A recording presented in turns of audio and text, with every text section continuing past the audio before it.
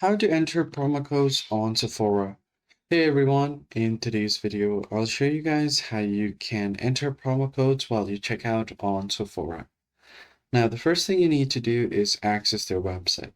Open up your web browser, click on the search bar at the top, and simply search for Sephora. Hit enter, and then from here you can just click on the first link that you see. Once you click on it, you can scroll down and find the item that you want to add to your cart. So let's just scroll down here and add some items. So let's just go ahead and click on this and then click on add to cart or add to basket. Now, once the item has been added, you can access your basket from here. Click on view basket. And on this page, you can find all of the items that you've added. Now you can scroll down here, and before you check out, you could just add a promo code here on this field.